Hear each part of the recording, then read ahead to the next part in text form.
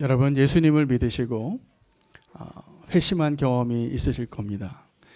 예수님을 만나서 우리가 회심했다는 것은 이전에 내가 내 멋대로 살다가 내가 원하는 대로 살다가 이제 우리의 방향을 완전히 바꾼 것이죠. 그래서 이제 주님을 따르는 자로 살기로 결단한 경험이 제가 소망하기는 오늘 함께 예배드리는 모든 성도님들 안에 있었으리라 믿고 싶습니다. 믿어도 됩니까? 네. 그런데 우리가 그렇게 예수님을 믿고 회심을 했는데 회심한 그 마음을 지키는 것이 생각보다 쉽지 않다는 게 저의 솔직한 고백입니다. 오늘 솔로몬은 하나님의 은혜를 경험하고 하나님의 영광을 위해서 성전을 짓고 하나님의 영광을 드러내는 역사의 전무후무한 축복을 다 받았음에도 불구하고 오늘 본문을 보면 그가 불행해졌습니다. 그 불행해진 이유는 다른 데 있지 아니하고 마음을 지키지 못했기 때문이었습니다. 솔로몬도 그러했고 또 솔로몬을 향한 하나님의 노력도 그러하고 오늘 저와 여러분을 향한 하나님의 노력도 동일한 것 같습니다. 그래서 오늘 우리가 굉장히 중요하게 우리의 마음이 하나님 앞에 오늘 어떠한가 한번 생각해 보시기를 축복합니다. 여러분 우리는 제가 보니까 저의 경험을 고백하면 제가 회심하고 또 마음이 흔들리거나 변심한 그런 때가 많이 있었더라고요. 내가 하나님만 사랑하겠다고 말하고 세상을 더 사랑하고 또 심지어는 하나님 보기에 너무나 가증스러운 죄를 지을 때도 있었습니다. 우리는 예수님을 믿고 회심하고 나서도 회심과 변심 사이를 왔다 갔다 한 것이죠. 그래서 솔직히 말하면 우리는 우리 마음을 내 마음을 나도 모를 때가 많아요. 그런데 하나님은 우리의 마음을 너무나 잘 알고 계십니다. 그래서 오늘 우리가 예배 자리에 나와서 온전한 예배의 감격을 누리길 원하시고 정말 하나님이 우리와 함께 하시는 것을 경험하길 원하신다면 오늘 우리의 마음을 온전히 하나님의 손에 내어드리기를 축복합니다. 하나님만 우리의 마음을 붙잡을 수 있습니다. 내 힘으로 내 마음 붙잡을 수 없습니다. 주님께서 오늘 우리의 마음을 그렇게 붙잡아 주시기를 원합니다. 우리가 하나님을 사랑한다고 말을 하면서도 우리의 마음이 떠나 있으면서도 신앙생활을 한 적이 많습니다. 그렇게 신앙생활을 하신 분들이 흔히 하는 말들이 이겁니다. 첫사랑을 잃어버렸어요. 여러분 첫사랑을 잃어버렸어요라는 표현이 무엇을 의미하냐면 내가 맨 처음에 하나님 만나고 하나님께 내 마음을 다 드렸던 그 마음과 달라졌다라는 뜻입니다. 오늘 만약에 그러한 고백을 하는 사람이 있다면 오늘 우리의 마음이 다시 한번 주님의 손에 온전히 붙잡혀져서 그 첫사랑이 회복이 되어지고 하나님께서 우리의 마음을 온전히 지키기 위하여 행하시는 모든 일들을 깨달아 알기를 원합니다. 그래서 하나님께 우리의 마음을 꼭 내어드리기를 원합니다. 우리가 하나님의 백성으로 사는데 또 교회로 사는데 하나님의 이름을 가장 모욕하는 사람들이 누구냐면 이 세상에서 하나님을 모르는 사람들이 하나님을 모욕하더라고요. 하나님 없다고 하고 하나님이 하지 말라는 것 꼭 그렇게 하고 싶고 하나님이 정하신 것에 대해서 꼭 거슬러서 행하고 싶고 이것이 죄라고 하는 것에 대해서 그 죄를 일부러 의도를 가지고 죄를 짓는 사람들이 교회 밖에 많이 있습니다. 그래서 그런 분들을 보면 안타까워요. 기도가 되어지고 그런 세상이 되지 않기를 간절히 우리가 소망하며 기도합니다. 그런데 제가 오늘 말씀을 묵상하면서 정말 더 안타까운 하나님의 마음은 세상에서 하나님을 몰라서 하나님을 떠나서 대적하는 그 사람들이 아니라 내가 하나님 사랑하는 줄 알고 있는데 사실은 하나님을 아직도 온전히 사랑하지 못하고 내 마음을 온전히 드리지 않고 있으면서 그런 척하고 앉아있는 사람이 더 안타까운 것이더라. 솔로몬이 그랬습니다. 솔로몬은 하나님의 영광을 위해서 하나님이 기뻐하시는 일을 위해서 그렇게 하나님의 축복을 다 받고 시바 여왕이 찾아왔을 때 이 놀라운 영광이 누구 때문인지 분명히 증거할 수 있는 삶을 살았음에도 불구하고 그의 노년에 얼마나 비참한가를 보여주고 있는 본문이에요. 여러분 우리의 마음이 어디에 있는지 아십니까? 제가 오늘 이 동일한 설교를 유년부에서 설교를 또 했는데요. 아이들이 더 잘 알더라고요. 뭐라고 대답했을까요? 마음이 어디 있을까요? 네, 여기 있다라고. 그런데 우리 다 마음이 어디냐 그러면 우리 양심이 찔린다고 여기다 손을 얹기도 하고 우리 마음이 여기 있는다고 말하는데 여기라고 말한 근거가 하나 있기는 있습니다. 성경 본문 가운데 예레미야서 17장 9절에 심장이 여기 있다라고, 하나님께서 우리 심장을 살피시고 폐부를 시험하여 보신다고, 그리고 만물보다 가장 거짓되고 부패한 것이 마음이라 그렇게 말씀하시면서 하나님께서 그 마음을 살피시는데 심장, 폐부 이렇게 말씀하셔요. 그래서 만약에 심장, 마음이 어딨냐라고 물어보면 아마 여기 있다라고 표현하는 게 가장 성경적으로 가까운데 대답을 한 것 같아요. 그러나 마음은 어디 있는지 모릅니다. 우리에게 이렇게 손에 잡히는 육체와 같은 오장육부로 지어주신 것이 아니라 마음은 우리 영혼을 담는 그릇이에요. 이 마음이 있다라는 것은 우리가 영적인 존재라는 뜻이에요. 그래서 이 마음을 하나님은 받기를 원하세요. 그리고 이 마음이 너무나 소중한 것인데 우리는 이 마음을 잘 모르더라고요. 마치 남자가 연애를 하는데 여자의 마음을 모르는 것하고 똑같아요. 대부분의 남자들이 여자 마음 그렇게 알기가 어렵더라고요. 왜 이렇게 갈대 같은지, 나를 좋아하는지 미워하는지도 잘 모르겠고 뭘 해줘야 될지도 모르겠고 이거 좋아하는 줄 알고 해주는데 다른 거 좋아한대요. 이럴 때가 많아요. 연애를 잘 못하는 남자들이. 자, 그런데 우리의 마음을 잘 모르는 것까지는 그래도 괜찮은데 이 마음이 얼마나 소중한지를 모르는 건 더 안타까운 것입니다. 여러분, 우리의 마음이 굉장히 소중합니다. 우리의 마음에게서부터 생명의 근원이 나기 때문에 그렇습니다. 이 마음에 대한 성경의 본문은 가장 대표적인 게 예레미야서 17장 9절 10절과 잠언서 4장 23절 말씀입니다.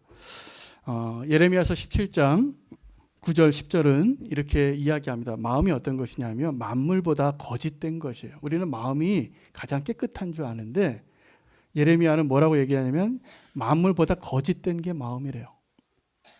그리고 심히 부패한 것이 마음이라 누가 능히 알겠느냐마는 나 여호와는 심장을 살피고 이 폐부를 시험하고 그의 행위와 그 행실대로 보응하나니. 이것이 마음에 대한 성경적인 본문입니다. 또 하나는 잠언서 4장 23절 말씀입니다.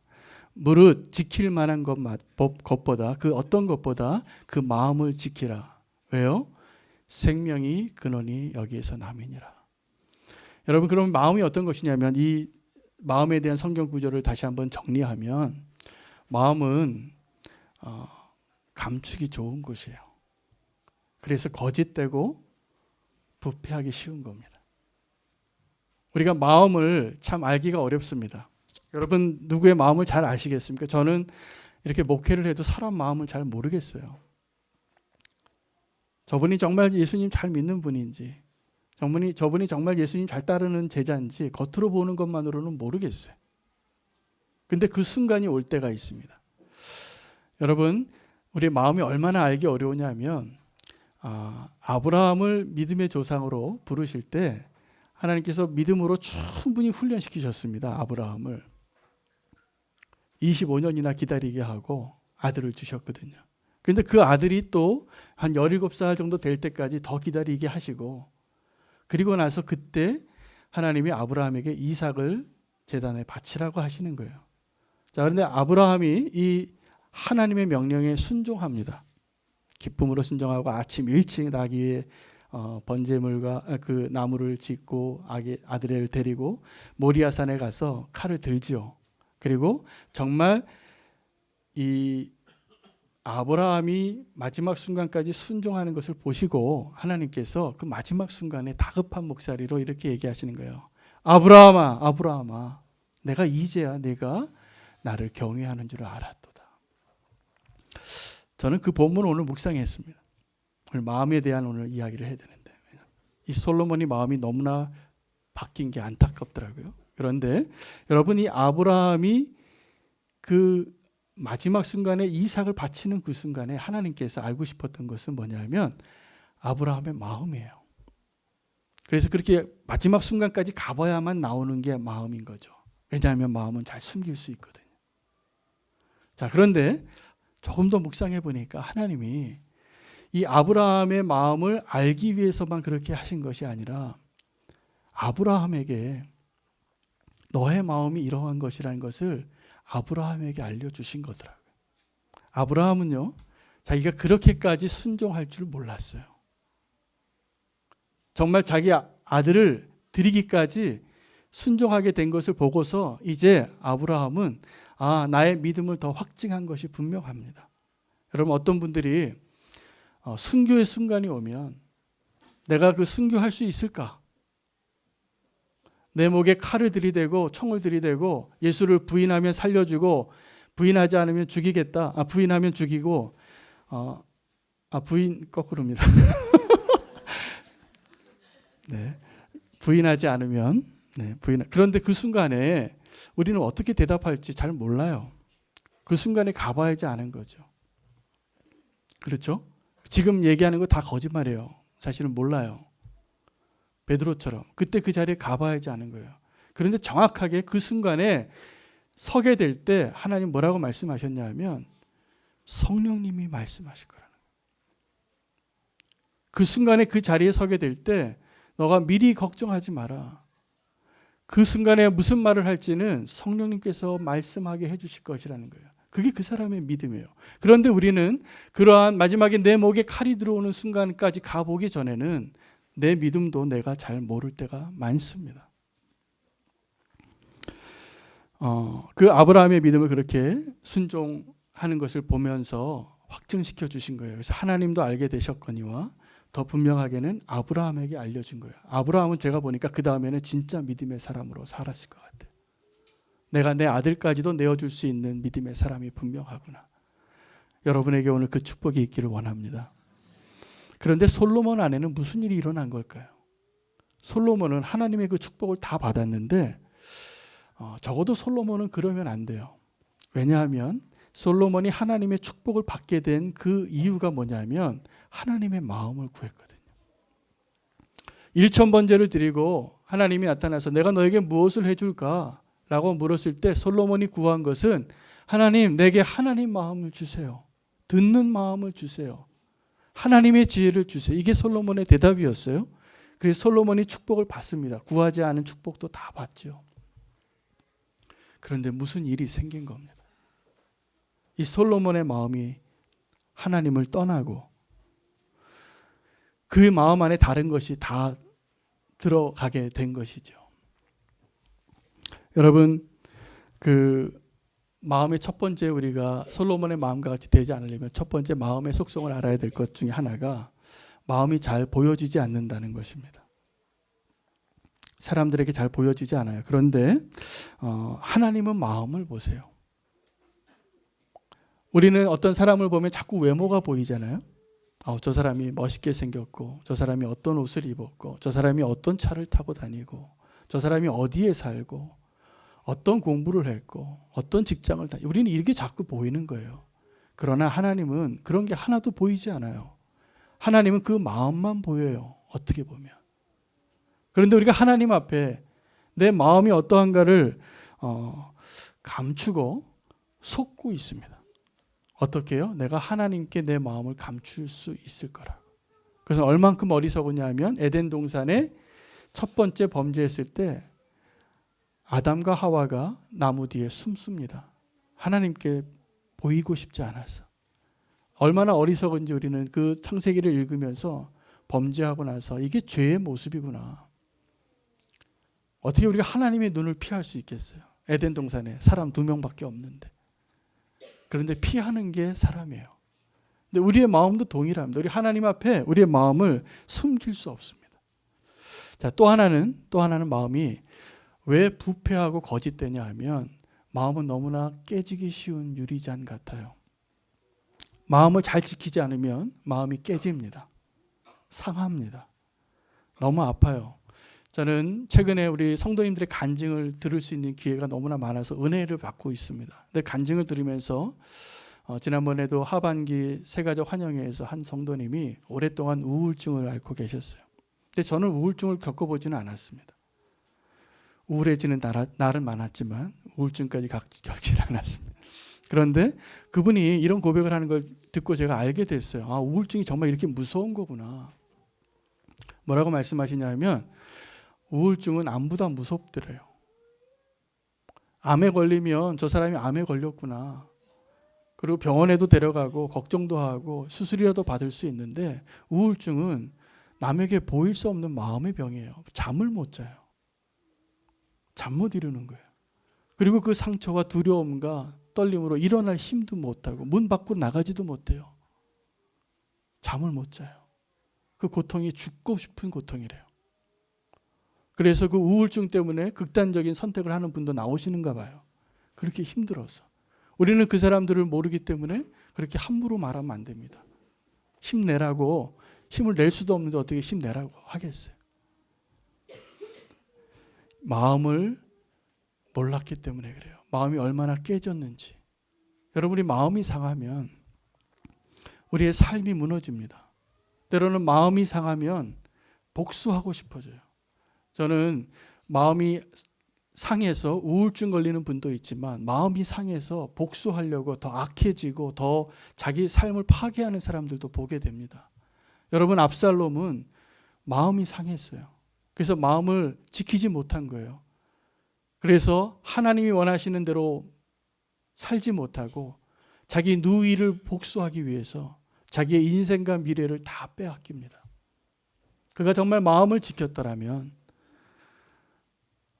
그 상처를 극복하고 사랑하고 품어낼 수 있는 맏형이 될 수도 있었을 거예요. 그러나 그는 그 원수를 갚고 맙니다. 여러분, 우리의 마음이 무너지는 것을 주님이 너무나 마음 아파합니다.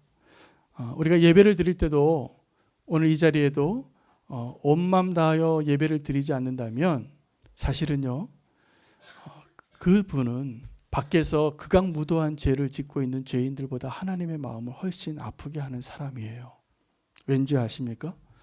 이런 비유를 좀 해볼게요.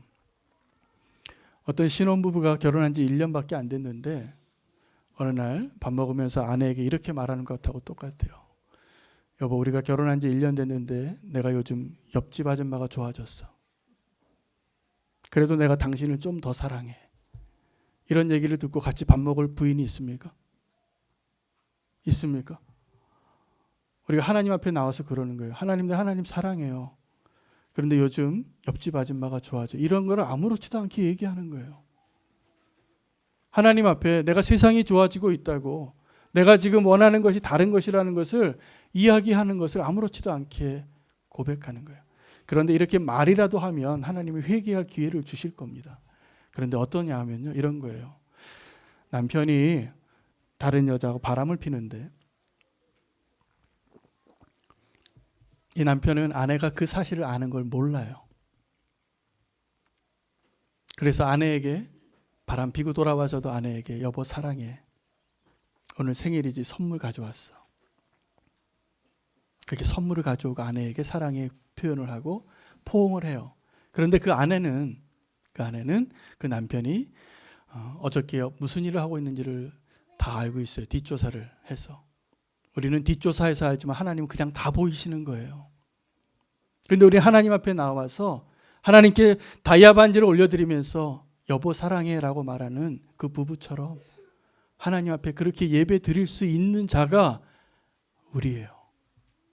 왠지 아십니까? 심히 거짓되고 부패한 것이 사람의 마음이라. 우리가 하나님 앞에 그렇게 할 수 있으면서도 사랑한다고 말하는 거예요. 제가 이렇게 묵상해 보니까요, 하나님의 마음이 지옥 같겠어요. 차라리 이 성전 밖에 있는 사람이 그러는 건 이해라도 해요. 하나님 모르니까. 우리가 하나님 사랑한다고 하면서 하나님께 온전히 내 마음을 드리지도 못하고 지금도 내 생각과 내 주장과 내 결정이 더 중요하다고 생각하면서도 예배해요. 마음을 지키지 못했기 때문에. 여러분, 우리의 마음을 지키지 못할 때 어떤 일이 일어나는지 아십니까? 마음을 빼앗깁니다. 예수님을 팔았던 가룟 유다가 사단이 들어오더라고요. 그의 마음에. 성경은 정확하게 기록합니다. 사단이 그의 마음에 들어갔더라. 그런데 가룟 유다는 마지막 날 밤에 자기의 발을 씻기는 예수님에게도 그 성찬의 마지막 성찬식에 예수님의 잔을 받고 떡을 먹으면서도 회개하지 않습니다. 왠지 아세요? 가룟 유다는 분명히 예수님이 내가 한 일을 모르고 있을 거라고 믿었어요.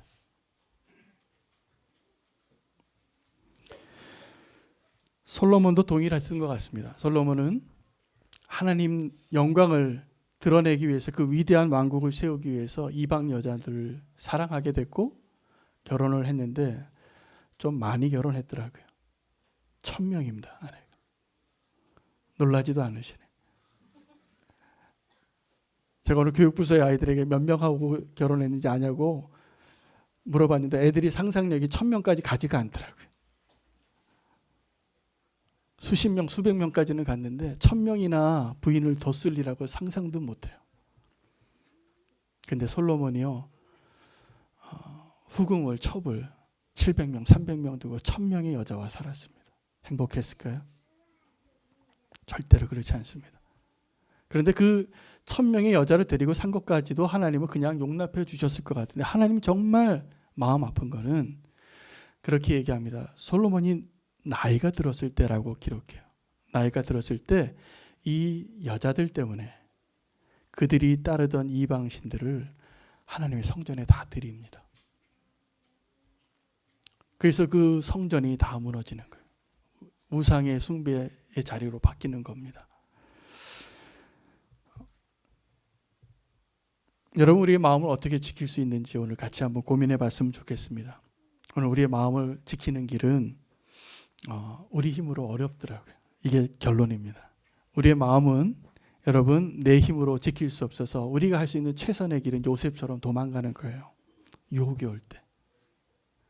유혹이 올 때 도망가는 게 우리가 할 수 있는 최선이고 사실은 우리의 마음을 지키기 위해서 하나님이 일하십니다. 오늘 솔로몬이 무너져가는 이 과정 가운데 온전한 회심을 위한 하나님의 수고가 보여지는 거예요. 오늘 그것이 기록이 되어져 있습니다. 첫 번째 하나님께서 그 솔로몬을 위해서 수고한 것이 뭐냐 하면 솔로몬에게 찾아오셨습니다. 뭐라고 기록이 되어져 있냐면 내가 너에게 2번이나 나타났다. 여러분 우리가 하나님께 우리 마음이 떠나잖아요. 그러면 하나님 우리를 찾아오세요. 우리를 사랑하시니까. 솔로몬이 하나님 찾아와서 어떻게 하셨냐 하면 언약하셨습니다. 2번 그 솔로몬이 하나님을 환상 가운데 만난 거죠. 그래서 하나님을 찾아오셔서 하나님을 만났을 때 정직한 대답을 잘하고 축복을 받았는데 그가 나중에 다시 하나님 찾아오셨을 때 하나님이 이 만약이라는 조건을 달아요. 만약 네가 이 말씀을 잘 따르면 다윗과 같이 네 아비에게 축복한 것처럼 너를 축복하고 만약 네가 이 말씀을 떠나면 너는 불행해질 거다라고 분명히 말씀하십니다. 찾아오시는 겁니다. 찾아오셔서 우리에게 다시 한번 약속해 주세요. 여러분 우리의 마음을 지키는 것은 나의 힘으로 내가 의지가 견고해서 내가 심지가 견고해서 지켜질 수 있는 성질이 아닙니다. 내 마음이. 우리는 지키는 거죠. 내 마음을 지키는 게 하나님이 하시는 하나님의 약속으로 성령님이 임하셨을 때. 자, 그래도 그 마음이 지켜지지 않으면 그 다음에 하나님이 명령하십니다. 약속하시다가 이제 그 약속하시던 하나님이 명령하시는 명령은 좀 강도가 세죠. 이렇게 하는 거죠. 내가 너를 사랑하게 하리라 라고 약속하셨던 분이 이제는 이렇게 얘기하시는 거예요. 나만 사랑해라. 나만 사랑해라. 제가 요즘 잘 듣는 목사님의 설교가 있는데 존 파이퍼 목사님 설교를 잘 듣고 있습니다. 지금 은혜를 많이 받고 있는데 존 파이퍼 목사님 설교를 몇 편을 듣다가 우리 딸에게 보내줬어요. 이거 한번 들어보고 같이 은혜 좀 받으라. 그랬더니 답장이 왔습니다. 아빠 영어라서 잘 못 알아듣겠어요. 그런데 하나 은혜를 받았대요. 뭐냐 하면 이 존 파이퍼 목사님이 설교하는 모습에 은혜를 받겠더래요. 존 파이퍼 목사님의 목회의 비전이 뭐냐면 목회 철학이 뭐냐면 desiring God이에요. 하나님을 경외하는 그 갈망으로 기뻐해요. 예배하는 자는 기뻐야지 정상이라는 거예요. 근데 이분이 언어를 모르겠는데도 설교하면서 정말 하나님의 영광을 누리고 설교하는 그 기쁨이 충만한 설교자의 모습이 보여요. 정말로 그렇게 설교하세요. 충만함으로. 근데 제가 이제 그 존 파이퍼 목사님의 설교 가운데 최근에 요즘 듣고 있는 은혜 받은 설교가 뭐냐면 Your emotions matter이에요. 하나님이 우리에게 감정을 주셨는데 그 감정에 대해서 하나님께서 우리는 감정을 가지면 어떻게 되냐면요. 고백하게 됩니다. 간증하게 되고 하나님 너무 좋아요. 아름다워요. 행복해요. 이렇게 고백하게 되는데 하나님이 성경에 보면 시편에 여러 번 이렇게 말씀하신다는 거예요. 하나님을 즐거워하라. 하나님을 기뻐하라. 하나님을 사랑하라. 이건 명령이에요. 고백이 아니라. 근데 왜 하나님이 이런 명령을 하시느냐예요. 왜일까요? 여러분 우리가 어떤 사람에게 제가 장로님에게 장로님 저를 사랑하세요 라고 말하면 저를 사랑해집니까? 그때부터 싫어집니다. 그때부터 싫어지는 겁니다. 근데 하나님은 우리에게 윤호야 너 날 사랑해라 라고 명령하신다는 거예요. 왜일까요? 윤호를 위해서요. 근데 우리는 하나님이 우리에게 명령하실 때 하나님이 하나님을 위해서 우리에게 명령하시는 줄로 오해하는 거예요. 하나님이 예배하라, 순종하라, 나를 사랑하라, 나를 따르라 이 명령은 정확하게 다 우리를 위한 겁니다. 그 명령을 들으시는 분이 계실 텐데 그 명령을 듣는 사람은 아셔야 돼요. 지금 내가 굉장히 위험한 상태에 와 있구나. 내가 지금 그 레드라인을 넘었구나. 그 레드라인을 넘은 사람에게 하나님이 정확하게 하시는 일이 명령입니다. 그 레드라인을 넘기 전에는 약속하는 걸로 충분해요. 그 안에 있기 때문에. 그러나 우리가 그 마음을 하나님께 온전히 드리지 못하고 그 선을 넘어가는 순간에 하나님은 알람하시는 거예요. 명령하시는 거예요. 이 선을 넘으면 안 돼.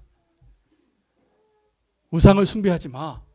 간음을 하지 마. 도둑질하지 마. 살인하지 마. 이게 명령이에요. 왜 명령하십니까? 우리의 마음을 지키게 하시는.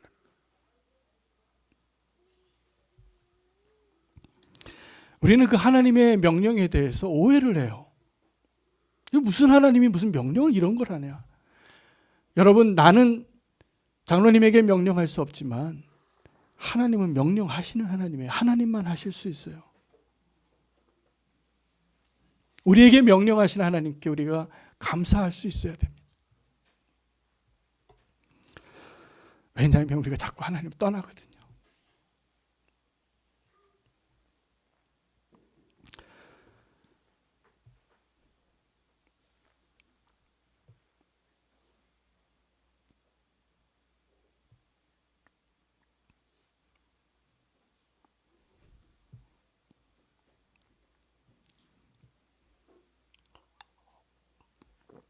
하나님의 명령은 사랑의 표현입니다.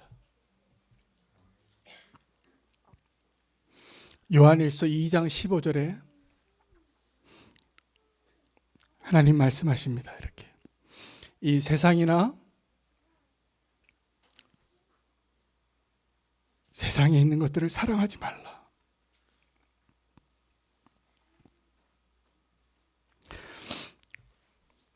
누구든지 세상을 사랑하면 아버지의 사랑이 그 안에 있지 아니하니 이는 세상에 있는 모든 것이 육신의 정욕과 안목의 정욕과 이 생의 자랑이니 다 아버지께로부터 온 것이 아니라 세상으로부터 온 것이라.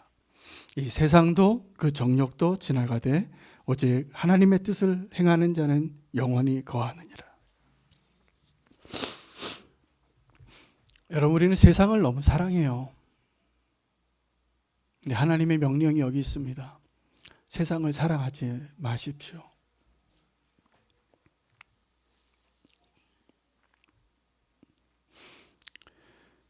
세상을 사랑하면서 우리는 이렇게 얘기합니다. 하나님 내가 하나님도 사랑하고요. 세상도 조금 사랑할게요. 네, 오늘 요한일서 2장 15절에 분명히 주님이 말씀하시고 명령하신 것은 세상을 사랑하면 아버지의 사랑이 그 안에 없다라고 말씀하십니다.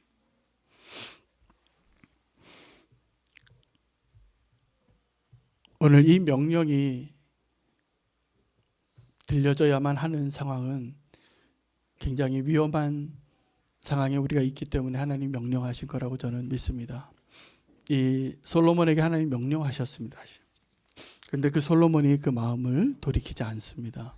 그래서 하나님이 세 번째는 어떻게 하시냐면 대적을 보내셔요.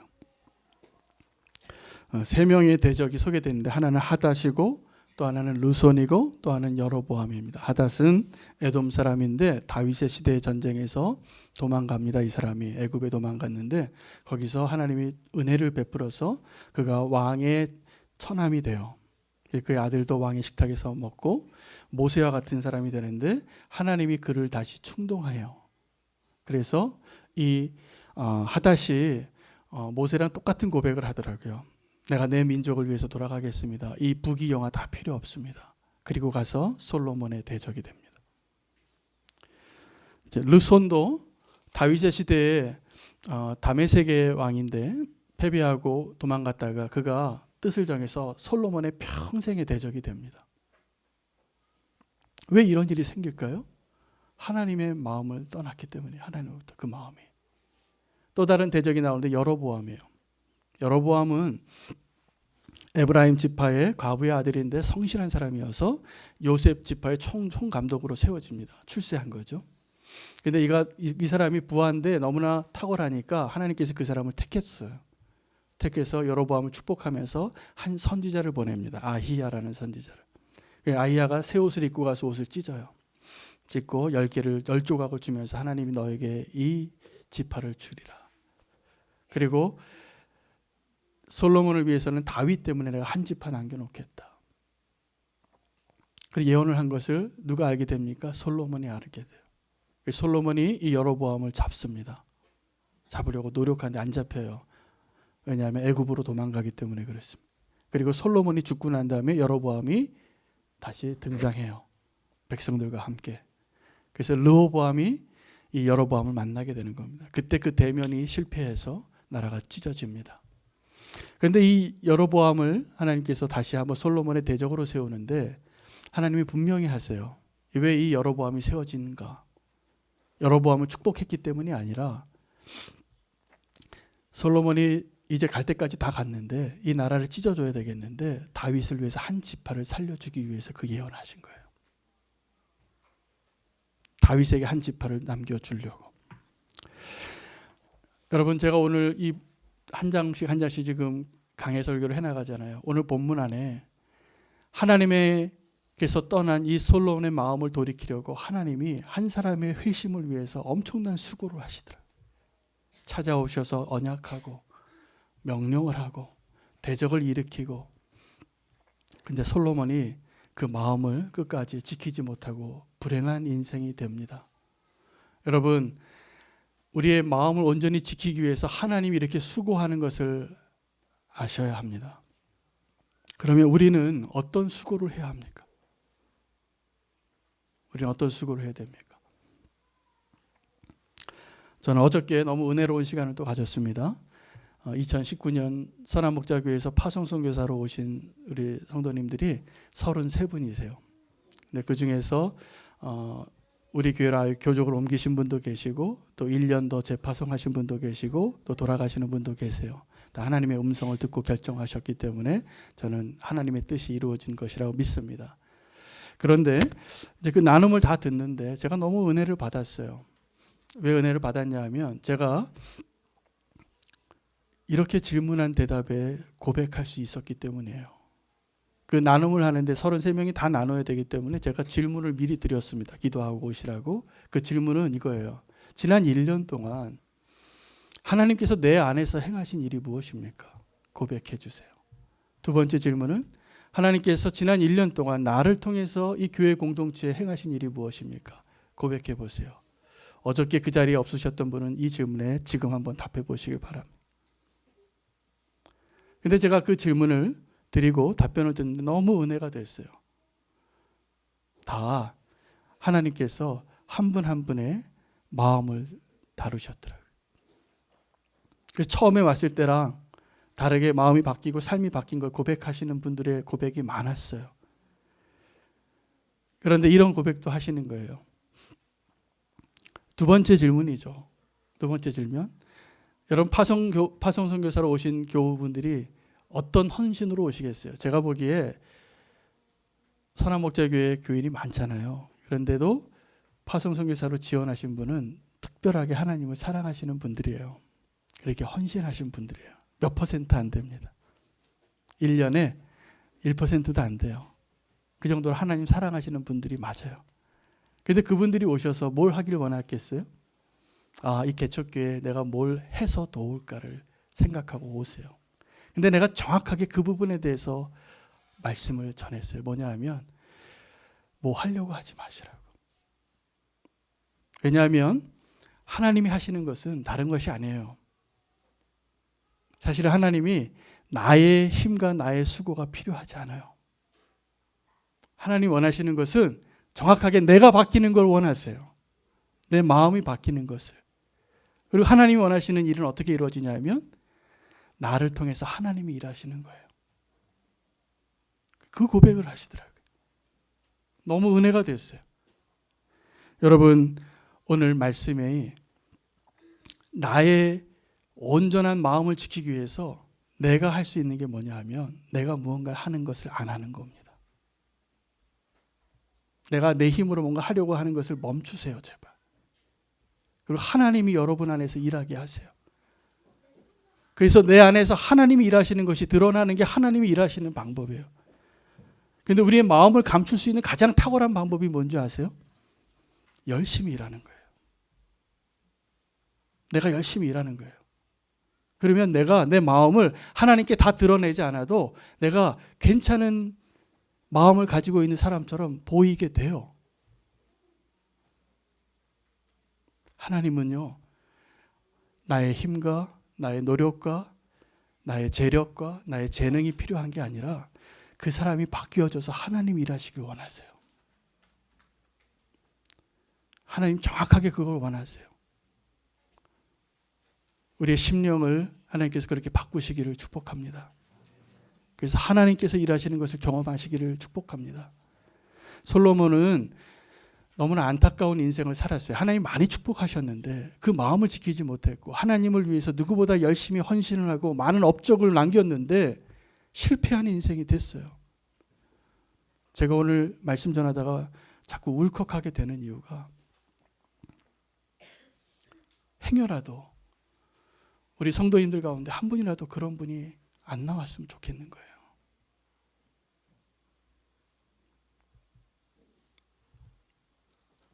마음을 지키십시오. 마음을 원래 하나님 주신 마음대로 하나님이 일하시는 마음이 되게 해주셔야 돼요. 자꾸 내가 일하려고 하지 마십시오. 우리의 마음을 지키려고 하나님 너무나 많은 수고를 하시는 것을 오늘 알게 됩니다. 그래서 우리의 마음을 지키기 위해서 우리가 해야 될 것은 내가 무언가 하는 것이 아니라 내 마음을 주님께 다 내어드리는 겁니다. 그러면 주님께서 우리의 마음도 새롭게 하시고 우리의 삶도 새롭게 하시고 하나님 놀라운 은혜 가운데 우리를 빚으시고 축복해 주실 것이라 저는 믿습니다. 기도하시겠습니다.